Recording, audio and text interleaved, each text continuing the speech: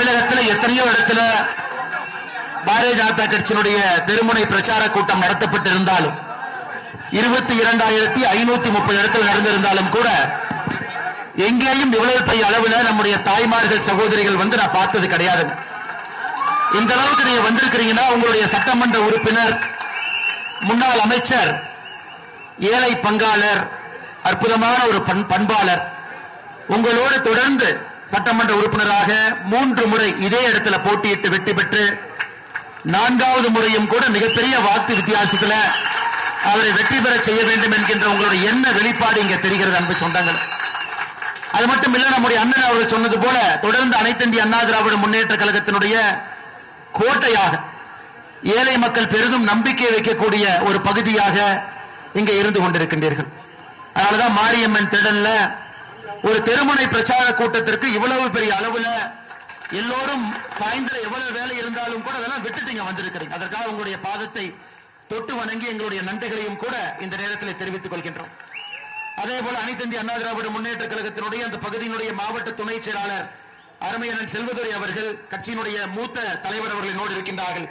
அவர்களுக்கும் என்னுடைய வணக்கத்தை தெரிவித்து, மாவட்டத்தினுடைய பொருளாளர் அண்ணன் NSK கருப்புசாமி அவர்கள் இருக்கின்றார்கள். அவர்களுக்கும் என்னுடைய வணக்கத்தை தெரிவித்து, பாரதிய ஜனதா கட்சியினுடைய அந்த பகுதியினுடைய மாவட்ட தலைவர் அருமையண்ணன் சந்திரசேகர் அவர்கள், இதற்கு முந்தைய மாவட்டத்தினுடைய தலைவர் என்னுடைய அருமை சகோதரர் வசந்த் ராஜன் அவர்கள், அதே போல மேடையின் மீது இருக்கக்கூடிய அண்ணன் GK விஜயகுமார் அவர்கள், அண்ணன் TP வேலுசாமி அவர்கள், இந்த பகுதியினுடைய ஒன்றிய செயலாளர்கள், அதே போல ராமமூர்த்தி அண்ணன் அவர்கள், சக்திவேல் அவர்கள், நகரத்தினுடைய செயலாளர் அருமையண்ணன் சங்கர் அவர்கள், இலக்கியனுடைய மாவட்ட செயலாளர் மிக அற்புதமாக பேசிக் கொண்டிருந்தார்கள் அண்ணன் லட்சுமிகாந்தன் அவர்கள், மாவட்டத்தினுடைய கவுன்சிலர் அண்ணன் பிரதீப் அவர்கள், மேடையின் மீது இருக்கக்கூடிய அனைத்து இந்திய அண்ணா திராவிட முன்னேற்ற கழகத்தினுடைய மூத்த தலைவர்கள், மேடையினுடைய முன்னிருக்கையில் இருக்கக்கூடிய மூத்த தலைவர்கள், தொண்டர்கள் எல்லோருக்கும் என்னுடைய வணக்கத்தை தெரிவித்துக் கொள்கின்றேன்.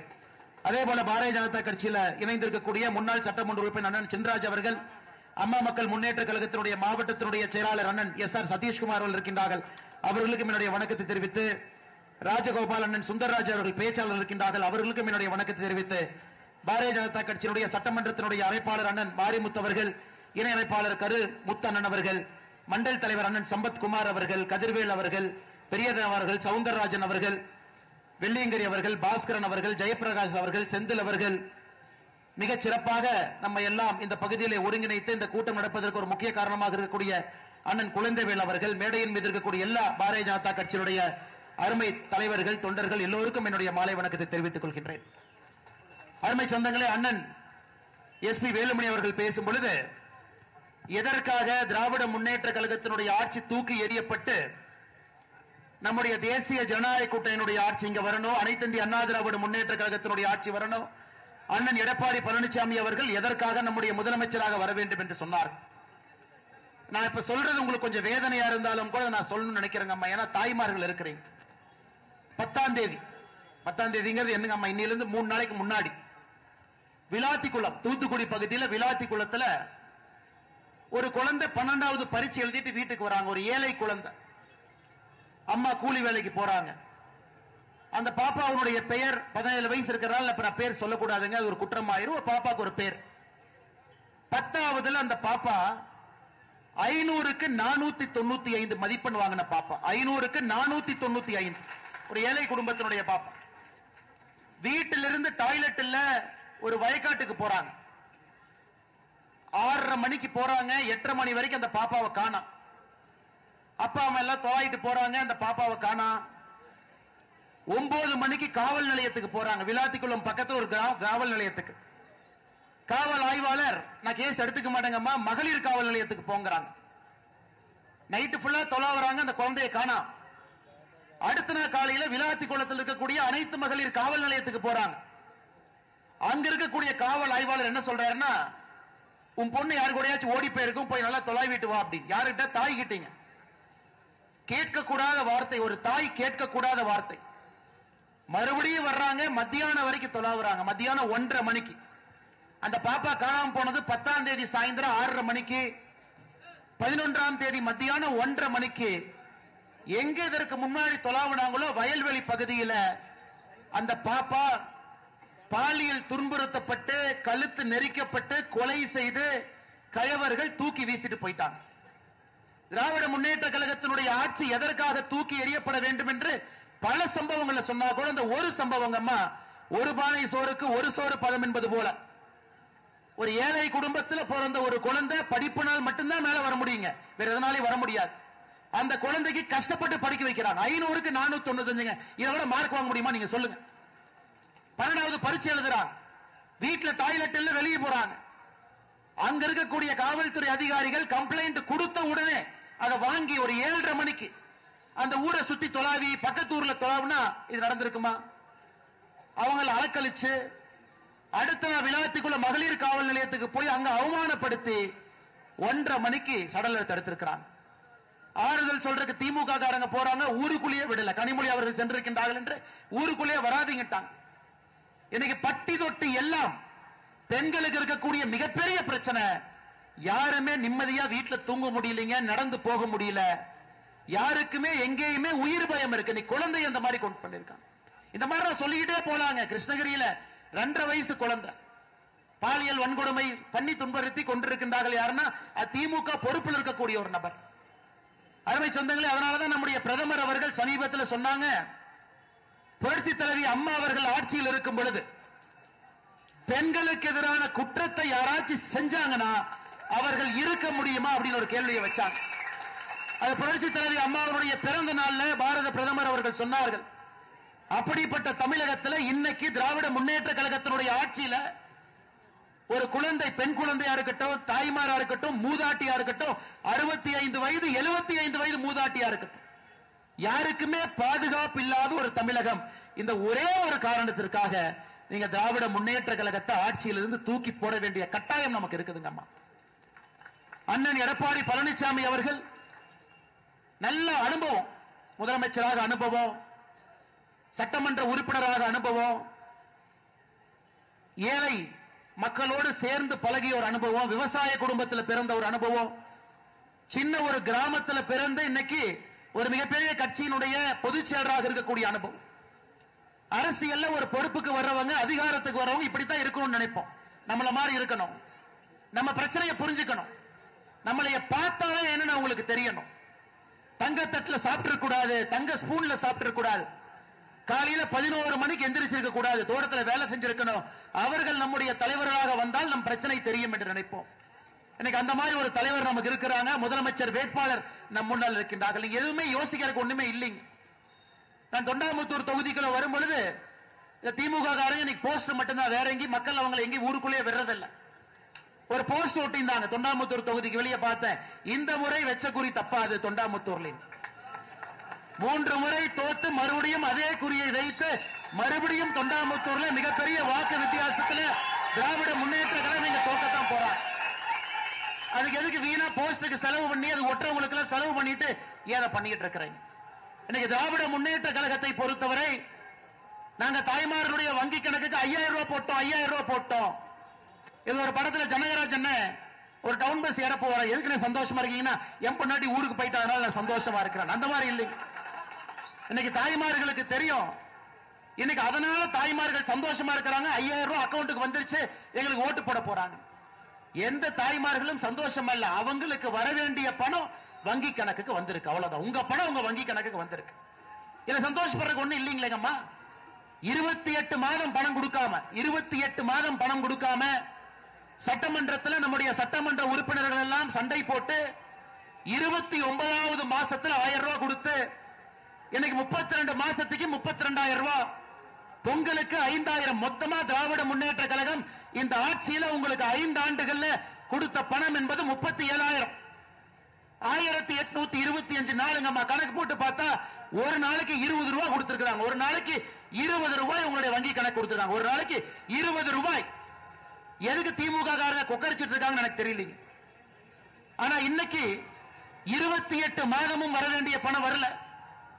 அண்ணன் எடப்பாடி பழனிசாமி அவர்கள் சொன்னது போல நாம் ஆட்சிக்கு வந்தவுடன் 1,30,00,000 தாய்மார்களுக்கு இன்னும் அதிகமாக நிறைய தாய்மார்கள் அவங்க சேர்த்தவே இல்லை. அவர்களுக்கு 1000 ரூபாயிலிருந்து 2000 ரூபாயாக உயர்த்தப்படும் என்கின்ற தேர்தல் வாக்குறுதி. அது மட்டும் இல்லைங்கம்மா, 5 வருஷமா கஷ்டப்பட்டீங்க. கரண்ட் பில்லு நீங்க கட்டாத பில்லே கிடையாது. பால் பில்லு, சொத்து வரி என்னென்ன இருக்கோ எல்லாத்தையும் புடுங்கி பிசைந்திருக்கின்றார்கள். அதனால் ஒரு குடும்பத்திற்கும் ஆட்சிக்கு வந்தவுடன் தேசிய ஜனநாயக கூட்டணி நம்ம தேர்தலில் வெற்றி பெற்று ஆட்சிக்கு வந்தவுடன் முதல் நாள் நம்முடைய தாய்மார்களுக்கு வங்கி கணக்குக்கு 10,000 ரூபாய் அவங்களுடைய வங்கி கணக்குக்கு வர இருக்கு. எனக்கு புரியலைங்க, திமுக காரங்க எந்த உலகத்தில் வாழ்ந்து கொண்டிருக்கின்றார்கள்? 5,000 ரூபாய் கொடுத்துட்டோம், அதனால தாய்மார்கள் ஓட்டு போடுவாங்க.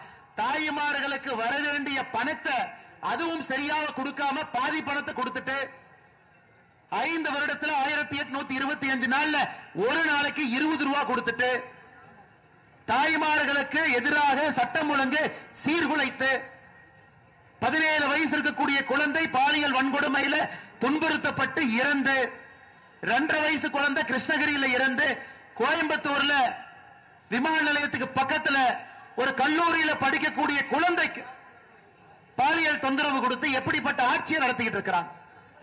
அருமை சொந்தங்களே, இந்த முறை எந்த காரணத்திற்கும் கூட நீங்க தொண்டாமுத்தூர்ல கண்டிப்பா திமுக அந்த தொகுதி பக்கமே நீங்க விட போறது இல்ல. இருந்தும் நம்ம பொதுப்படையாக சொல்லுகின்றோம், தமிழகத்தில் 234 தொகுதியிலும் நாம திராவிட முன்னேற்ற கழகத்துக்கு எங்கேயாச்சும் ஓட்டு போட்டுட்டோம்னா நம்முடைய தலையின் மீது நாமே மண்ணை அள்ளி போடுவது போல் ஆகிவிடும். நல்லா இருக்கக்கூடிய குடும்பத்தை நாமளே கெடுத்த மாதிரி ஆயிருங்க. அதனால் நம்முடைய தாய்மார்கள் சகோதரிகள் எப்பவுமே இவங்க தான், தாய்மார்கள் தான் அரசியல் திசையை மாத்துவாங்க, அரசியல் களத்தை மாத்துவாங்க. யார் ஆட்சிக்கு வர முடியும் என்கின்ற தீர்மானத்தை தாய்மார்கள் முதல்ல எழுதுவாங்க. ஏழை தாயா இருக்கலாம், கூலி வேலை செய்யக்கூடிய தாயா இருக்கலாம், 100 நாள் வேலை வாய்ப்புக்கு செல்லக்கூடிய தாயா இருக்கலாம். நீங்க தீர்மானம் பண்ணிட்டீங்க, இந்த முறை நமக்கு திராவிட முன்னேற்ற கழகத்தினுடைய ஆட்சி வேண்டாம். பொய்யா பேசுறாங்க, அந்த பொய்யை சரி செய்வதற்கு நமக்கு நேரம் போயிடும். ஆட்சிக்கு வந்துட்டா 100 நாள் வேலை வாய்ப்பு திட்டத்தை நிறுத்தி விடுவார். சகோதரி, உங்களுக்கு தெரியும், மோடி ஐயா பாராளுமன்றத்தில் 1 மாதத்திற்கு முன்பு சொல்லி இருக்கின்றார்கள், இன்றையிலிருந்து 100 நாள் வேலை வாய்ப்பு திட்டம் என்பது இந்தியா முழுவதுமே 125 நாளாக உயர்த்தி இருக்கின்றார்கள் மோடி ஐயா. இப்ப எடப்பாடி என்ன இன்னும் ஒரு படி மேல. நாம ஆட்சிக்கு வந்தவுடன் தமிழகத்தில் 125 நாளாக மத்திய அரசு அறிவித்த 100 நாள் வேலை வாய்ப்பு திட்டத்தை 150 நாட்களாக நாம் உயர்த்திருக்கின்றோம். எல்லோருக்கும் எல்லாம் என்கின்ற அடிப்படையில் நம்முடைய தேர்தல் வாக்குறுதியா இருக்கட்டும், நம் மக்களுக்கு செய்யக்கூடிய பணிகளாக இருக்கட்டும், நம் மக்களை பார்த்துக் கொள்ளக்கூடிய விதமாக இருக்கட்டும், எல்லா மக்களையும் அரவணைத்து எடுத்துச் செல்ல வேண்டும் என்று நினைக்கின்றோம். தமிழகத்தில் இருக்கக்கூடிய நாம் எல்லோரும் ஒரே குடும்பம். திராவிட முன்னேற்ற கழகத்தை பொறுத்தவரை அவங்களுக்கு ஒரே ஒரு குடும்பம், அது சபரீஷன் அவருடைய குடும்பம், உதயநிதி ஸ்டாலினுடைய குடும்பம், வேற யாரும் அவங்க குடும்பம் கிடையாது. அதனால அருமை சொந்தங்களே, என்ன நம்மளை ஏமாத்த பார்த்தாலும், என்ன பொய்யை சொன்னாலும், எந்தவித அபாண்டமான குற்றச்சாட்டை வைத்தாலும் நாம் ஓர் அணியில் இருக்க வேண்டும். அது நம்முடைய அணி, அது நல்லவர்களுக்கான அணி, அது தமிழ்நாட்டுக்கான அணி, அது தேசிய ஜனநாயக கூட்டணியினுடைய அணி. அருமை சொந்தங்கள், அது மட்டும் இல்லைங்கம்மா, சமீபத்தில் அனைத்து இந்திய அண்ணா திராவிட முன்னேற்ற கழகத்தினுடைய ஐடி விங் செயலாளர் தம்பி ஒரு வீடியோ எடுத்து போட்டிருந்தார். அந்த வீடியோ நானும் முகநூல் எடுத்து போட்டேங்கம்மா. நம்முடைய வடவள்ளி பகுதி, கோயம்புத்தூர் இருக்கக்கூடிய வடவள்ளி 36வது வார்டுல ஏழை மக்களுக்காக ஒரு ஆரம்ப சுகாதார நிலையத்தை கட்டியிருக்கிறாங்க. ஆரம்ப சுகாதார நிலையம். அந்த ஆரம்ப சுகாதார நிலையத்தில் வாரத்துக்கு 2 நாள் கர்ப்பிணி பெண்களுக்கு உதவி பண்ணணும், வாரத்துக்கு 2 நாள் சின்ன குழந்தைங்களுக்கு ஊசி போடுறதுக்கான ஒரு மையம். ஒரு திமுக காரன் குடும்பமா உள்ள போய் தங்கிட்டான். அது ஒரு அதிமுக காரங்க வீடியோ எடுத்து போட்டாங்க. வடவள்ளியில 36வது வார்டுல பாருங்க, ஒரு திமுக பொறியாளர் அணி துணை அமைப்பாளர் ஷாம் சுந்தர் போய் தங்கி இருக்கிறார். கடைசியில் அதையெல்லாம் பிரச்சனை பண்ணி ஒரு ஆரம்ப சுகாதார நிலையத்தில் மக்களுக்காக கட்டப்பட்ட அந்த பகுதியினுடைய சட்டமன்ற அனைத்து இந்திய அண்ணா திராவிட முன்னேற்ற கழகத்தினுடைய சட்டமன்ற உறுப்பினர் அவர் நிதியில கட்டி திறக்கப்பட்ட ஒரு கட்டடம். இன்னைக்கு அரசாங்க கட்டடத்தை ஆக்கிரமிப்பு பண்றாங்க, அரசாங்க நிலத்தை ஆக்கிரமிப்பு பண்றாங்க. 2011 எப்படி புரட்சி தலைவி அம்மா அவர்கள் ஆட்சிக்கு வந்தவுடன் திமுக கார எங்கெல்லாம் நிலத்தை அடிச்சு பிடுங்கினாங்களோ அவர்களுக்காக ஒரு தனி இலாக்கா போட்டாங்க. அதே போல ஒரு தனி இலாக்கா போட வேண்டிய நிலைமை நமக்கு வந்துருச்சு. ஏழை தாயினுடைய வயிற்றிலே அடித்து பிடுங்கி அரசு சொத்தை அபகரித்து கொள்ளையடித்து ஊழல் செய்து இன்னைக்கு மக்களுக்கு சட்டம் ஒழுங்கு பாதுகாப்பு இல்லாத ஒரு தமிழகத்தை உருவாக்கி இருக்கக்கூடிய திராவிட முன்னேற்ற கழகத்தை நம்ம வீட்டுக்கு அனுப்ப வேண்டிய கட்டாயம் நமக்கு இருக்குங்கம்மா. நமக்கு இந்த ஆட்சி வேண்டாம், ஸ்டாலின் ஐயா வேண்டாம். 5 வருஷம் நம்ம பார்த்துட்டுங்க, தப்பி தவறி தான் அவரே வந்தாருங்க. 4 லட்சம் வாக்கு வித்தியாசம் தான்.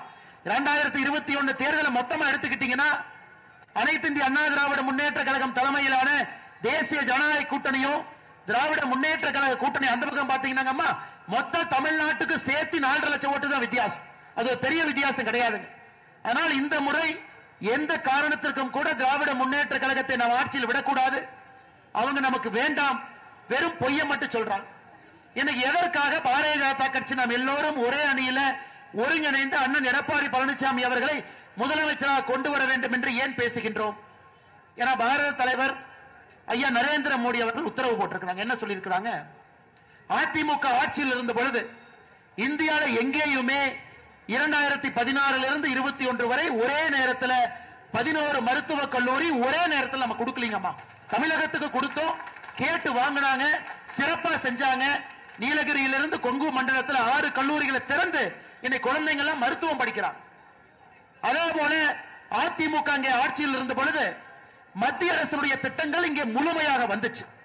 இன்னைக்கு பிரதமர் வருத்தப்படுறாங்க, ஏழை மக்களுக்கு கொடுக்கக்கூடிய வீட்டு திட்டத்தை திராவிட முன்னேற்ற கழக அரசு முடக்கி இருக்கின்றார்கள் அப்படின்னு பிரதமர் குற்றம் சாட்டுறாங்க. பாருங்க, ஒரு நாட்டினுடைய பிரதமர் ஐயா மோடி அவர்கள் பொது மேடையில் சொல்றாங்க, டெல்லியிலிருந்து நாங்கள் கொடுக்க வேண்டும் என்று நினைக்கின்றோம். தமிழக மக்களுக்கெல்லாம் கிராமப்புறத்தில் வீடு கொடுக்கணும்னு நினைக்கிறோம். அதையெல்லாம் முடக்கி வைத்திருக்கின்றார்கள். இந்த ஒரு காரணம், ஒரே ஒரு காரணம், மத்திய அரசுடைய எல்லா திட்டங்களும் மாநில அரசு மூலமாக தங்கு தடை இல்லாம மக்களுக்கு வந்து சேர வேண்டும் என்கின்ற ஒற்றை கருத்துல பாரதிய ஜனதா கட்சி இன்று அண்ணன் எடப்பாடி பழனிசாமி அவர்களை முதலமைச்சர் ஆக்கணும். 234 தொகுதியிலும் தேசிய ஜனநாயக கூட்டணி ஜெயிக்கணும். நமக்கு என்னங்கம்மா, நாம் எல்லோரும் அரசியல் இருப்பது மக்கள் நல்லா இருக்கணும், மக்கள் நல்லா இருக்கணும். மத்திய அரசுடைய திட்டத்தையும் விட மாட்டீங்க, மாநில அரசு நீங்களும் திட்டம் போட மாட்டீங்க, பொய்யா சொல்றீங்க, தலைக்கு மேல கடன் வாங்கி வச்சிருக்கிறீங்க. இன்னைக்கு தாய்மார்கள் நீங்க உட்கார்ந்து இருக்கிறீங்கம்மா, உங்களுக்கு தெரியும் திராவிட முன்னேற்ற கழகம் ஆட்சிக்கு வந்த பொழுது 2021 ஒரு ரேஷன் அட்டையின் மீது இருந்த கடனுங்கம்மா, ஒரு தலையின் மீது ரேஷன் அட்டையின் மீது இருந்த கடன் 2,10,000 ரூபாய். இன்னைக்கு 5 ஆண்டுகள் ஆட்சி முடிந்து ஒரு ரேஷன் அட்டையின் மீது இருக்கக்கூடிய கடன் ஒரு தலையின் மீது 4,82,000 ரூபாய். அப்ப 5 வருஷத்துல ஒரு ரேஷன் அட்டைக்கு 2,72,000 ரூபாய் கடன் வாங்கியிருக்காங்க. கடன் ஆமா, உங்களுக்கு கொடுத்தது எவ்வளவு?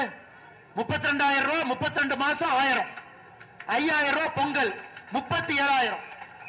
அது 1,825 நாள், 5 வருஷம் கணக்கு போட்டா ஒரு நாளைக்கு 20 ரூபாய் பாக்கெட்ல 20 ரூபாய். ஆனா உங்க மேல கடன் வாங்கி இருக்கிறது 5 ஆண்டுகள்ல 2,72,000. 2,72,000 5 வருஷம் பாருங்க, ஒரு நாளைக்கு 150 ரூபாய் கடன். இதுதாங்க கருணாநிதி தனம் நம்ம சொல்றோம் இல்லைங்களா? அடிக்கடி கருணாநிதி தனம்னு சொல்றோம். ஏன்பா என் தலைமையில 150 ரூபாய் கடன் வாங்கி என் பாக்கெட்ல 20 ரூபாய் வச்சு 130 ரூபாய் நீ ஆட்டையை போட்டேன்னு சொல்லுவாங்கல்லங்கம்மா, அதான் இந்த 5 ஆண்டு. இதுக்கு ஒரு பேரு திராவிட மாடல் அரசு, இதுக்கு ஒரு பேரு வேற வச்சிருக்காங்க. நாங்க மேடை போட்டு அண்ணன் சொன்னது போல நாளைக்கு திமுக காரங்க வந்து நாம் சொன்ன தரவு தப்புன்னு சொல்லட்டும், நான் பொது மன்னிப்பு கேட்கிறேங்கம்மா, பொது மன்னிப்பு கேட்கிறேன். இல்ல அப்படி இல்லவே இல்ல, நான் பொது மன்னிப்பு இதே இடத்துல மேடை போட்டு கேட்கிறேங்கம்மா. உங்க பேரை வைத்து ரேஷன் அட்டையை வைத்து 5 ஆண்டுகள் 2,72,000 ரூபாய் கடன், ஒரு நாளைக்கு 150 ரூபாய். ஆனா உங்களுக்கு வந்தது 20 ரூபாய், ஒரு நாளைக்கு 130 ரூபாய் உங்களுக்கு கடன். என்ன ஆச்சுங்கம்மா, என்ன ஆச்சு? ஆனால் நம்முடைய ஆட்சி வந்த பிறகு இன்னைக்கு நாம மக்களுக்கு பல விஷயங்களை சொல்லி இருக்கின்றோம். 2,000 ரூபாய். இன்னைக்கு திமுக காரன் சொல்றான், இல்ல அதிமுக சொல்லுவாங்க செய்ய மாட்டாங்க. நம்முடைய ஆட்சி மகாராஷ்டிராவில் இருக்குதுங்கம்மா. இதற்கு முன்பு கூட்டணி ஆட்சி, இன்னைக்கு கூட்டணி ஆட்சியில் இருக்கும். அங்க மகாராஷ்டிராவில் ஒரு சகோதரிக்கு 2,100 ரூபாய் நம்முடைய அரசு கொடுக்குது. 2,100.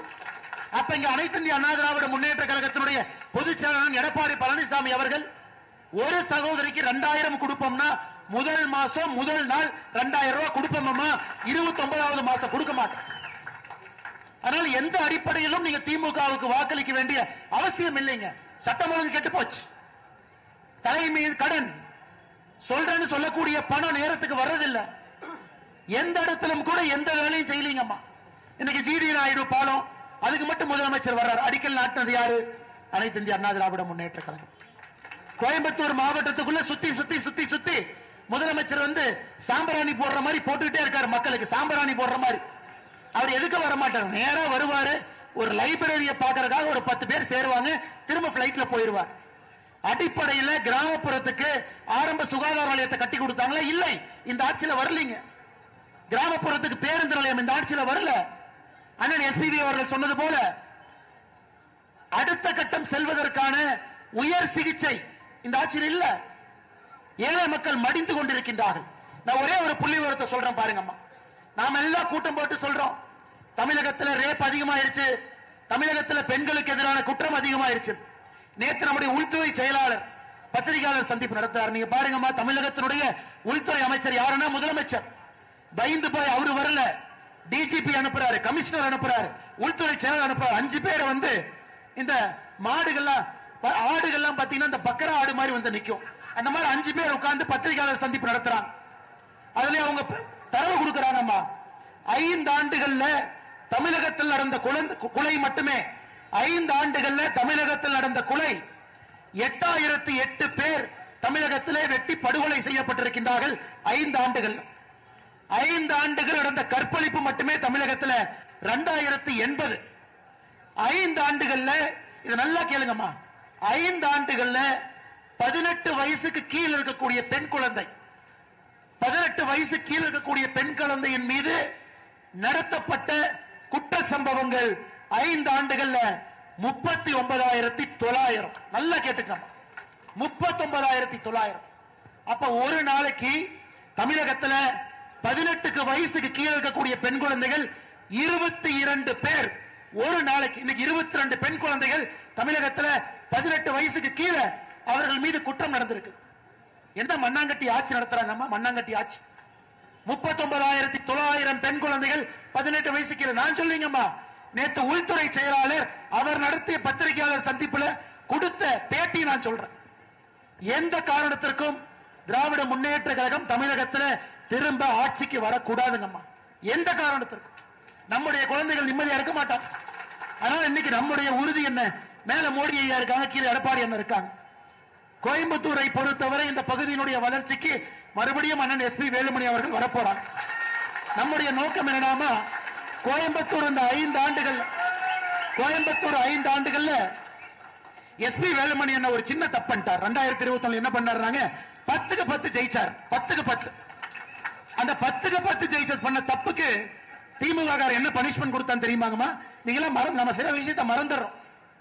கொரோனா தடுப்பூசி மருந்த கோயம்புத்தூருக்கு 3 மாசம் நிறுத்தினாங்க, குறைவா கொடுத்தாங்க. இங்கே அனைத்து இந்திய அண்ணா திராவிட முன்னேற்ற கழகம் கட்சி ஆர்ப்பாட்டம் பண்ணாங்க, பாரதிய ஜனதா கட்சி ஆர்ப்பாட்டம் பண்ணுச்சு, அமமுக ஆர்ப்பாட்டம் பண்ணாங்க, தமிழ் மாநில காங்கிரஸ் ஆர்ப்பாட்டம் பண்ணாங்க. அம்மா, நான் சொல்வது 2021 மே மாசம், ஜூன் மாசம், ஜூலை மாசம். அது எப்படி கோயம்புத்தூர்ல 10க்கு 10 இங்க தேசிய ஜனநாயக கூட்டணி ஜெயிக்கலாம்? ஆர்ப்பாட்டம் செய்து நீங்க தடுப்பூசி கம்மியா கொடுக்கறீங்க, வேற வேற பகுதிக்கு அனுப்புறீங்கன்னு சொன்ன பிறகு முதலமைச்சர் வந்து பத்திரிகையாளர் சந்திப்பு கோயம்புத்தூர் நடத்தினார். இஎஸ்ஐ மருத்துவமனைக்கு சிங்கானல்லூருக்கு போயிட்டு சொன்னார், ஐயோ அப்படி இல்லைங்க, அப்படி இல்லைங்க, நான் கோயம்புத்தூருக்கு எல்லாமே கொடுப்போம். கோயம்புத்தூர் மக்கள் தெளிவா இருக்கிறாங்க. இன்னைக்கு தயாநிதி மாறன் சொல்றாரு, கோயம்புத்தூர்காரங்க பக்கத்தூர்காரங்களை கெடுப்பாங்களாமா. பாருங்கம்மா, தயாநிதி மாறன் அவர் சொல்லும் போது அதை கேட்டு கை தட்டி சிரிச்சது யாருன்னா செந்தில் பாலாஜி, 10 ரூபா பாலாஜி. தயாநிதி மாறன் அம்மா, என்னைக்கு கருணாநிதி அவர்கள் ஒரு முறை சொன்னார்கள், நெல்லை எங்கள் எல்லை, குமரி எங்கள் தொல்லை. அதாவது திருநெல்வேலி வரைக்கும் தான், கன்னியாகுமரிக்குள் நாங்க போக மாட்டோம். அன்றையிலிருந்து கன்னியாகுமரி திராவிட முன்னேற்ற கழகத்துக்கு இல்லை, அது காங்கிரஸ் கிட்ட இருக்கும், வேற கட்சி கிட்ட இருக்கும். நெல்லை எங்கள் எல்லை, குமரி எங்கள் தொல்லைனார். அன்னையோட கன்னியாகுமரி வெளியே போயிடுச்சு. திமுக காரன் நான் ஓட்டு போட மாட்டேன். இன்னைக்கு தயாநிதி மாறன் சொல்லுகின்றார், கோயம்புத்தூர்காரங்க குசும்காரங்க பக்கத்தூர்காரங்களை கெடுப்பாங்க. கோயம்புத்தூர்காரர்கள் அவர்களும் வாழ்வார்கள், வெளியே இருந்து யார் வருகின்றார்களோ அவர்களையும் வாழ வைப்பார்கள். இந்த மண்ணிற்காக அதற்கு நானே ஒரு உதாரணம். 2002 இந்த ஊருக்கு படிப்பதற்காக வந்த 23 ஆண்டுகளுக்கு முன்பு பொறியியல் படிப்பதற்காக இதே ஊரில் திருமணமும் செய்து கொண்டேன். கோயம்புத்தூரை பொறுத்தவரை அவர்களும் நன்றாக இருப்பார்கள், அடுத்தவர்களுக்கும் ஒரு வாய்ப்பு கொடுத்து வளர வைப்பார். இன்னைக்கு அந்த கட்சி எங்க வெல்லாமா? இப்படி சொல்றவங்களை வெல்லாமா? அதனால் நீங்கள் தயாநிதி மாறன் அவராக இருக்கட்டும், செந்தில் பாலாஜியாக இருக்கட்டும், இந்த ஊரினுடைய தன்மை, ரொம்ப மரியாதை கொடுக்கறவங்க கோயம்புத்தூர்காரங்க. ஒரு அடி அடிச்சா கூட ஏனுங்க அடிக்கிறீங்க அப்படிம்பாங்க, ஏனுங்க அடிக்கிறீங்க. அந்த அளவுக்கு மரியாதை தெரிந்த கோயம்புத்தூர்காரங்களுக்கு மரியாதை கொடுக்க தெரியாத திராவிட முன்னேற்ற கழகம் எப்பவும் வேண்டாம். மறுபடியும் இந்த முறை இந்த பகுதியில் 10க்கு 10 மறுபடியும் அண்ணன் வேலுமணி அவர்கள் போன முறை 10க்கு 10, இந்த முறை 10க்கு 10 நம்முடைய ஆட்சி. ஒரு பெரிய பொறுப்புல மாரியம்மனுடைய அருள் அண்ணன் எஸ்பி வேலுமணி அவர்கள் இந்த பகுதிக்கு மறுபடியும் வரட்டும். எங்களுக்கு தேவையெல்லாம் கோயம்புத்தூருடைய பெருமை உயரட்டும், கோயம்புத்தூர் வளரட்டும், அது எங்களுக்கு போதும். அதுக்காக மட்டும் நாங்கள் உழைத்துக் கொண்டிருக்கின்றோம். அருமை சொந்தங்களே, மறந்தும் இருந்து விடாதீர்கள், இருந்தும் மறந்து விடாதீர்கள். தேர்தல் எப்ப வேணாலும் வரப்போகுது. இந்த தொகுதியில நீங்க ரெட்டலைக்கு வாக்களிக்க போறீங்க. எங்கெல்லாம் தேசிய ஜனநாயக கூட்டணி இருக்குதோ அந்தந்த கட்சியினுடைய சின்னத்திற்கு, பாரதிய ஜனதா கட்சிக்கு தாமரையில் நினைக்க போறீங்க, அமமுக இருக்கிறாங்க குக்கர்ல போட போறீங்க, தமிழ் மாநில காங்கிரஸ் இருக்கிறாங்க சைக்கிள் சின்னத்தில் போட போறீங்க. கூட்டணி கட்சி மிக முக்கியமாக இந்த தொகுதியில ஒரு வரலாறு காணாத வெற்றி. எப்ப அவன் போஸ்ட் அடிச்சு இந்த முறை குறி தப்பாக போஸ்ட் அடிக்கிறானோ வரலாறு காணாத வெற்றிய தொண்டாமுத்தூர்ல நீங்கள் அளிப்பீர்கள் என்கின்ற முழு நம்பிக்கையோடு தெருமுனை பிரச்சார கூட்டத்திற்கு வந்திருக்கக்கூடிய எல்லா முன்னறிக்கையில் இருக்கக்கூடிய பெரியவர்கள், இந்த கட்சியினுடைய மூத்தவர்கள், எல்லா நம்முடைய தாய்மார்கள், அம்மா நாம வந்தோம்னா 100 நாள் வேலை வாய்ப்பு 150 நாள் என்பதை நீங்கள் மறந்து விடாதீர்கள். நிச்சயமாக உங்களோடு அண்ணன் எடப்பாடி பழனிசாமி அவர்கள் இருப்பார்கள் என்கின்ற ஒரு நம்பிக்கையை உங்களுக்கு அளித்து தேசிய ஜனநாயக கூட்டணிக்கு நீங்கள் வாக்களிக்க வேண்டும் என்கின்ற ஒரு வேண்டுகோளை உங்களுடைய பாதத்தை தொட்டு வணங்கி இந்த நேரத்தில் வைக்க விரும்புகின்றோம். நன்றி, வணக்கம்.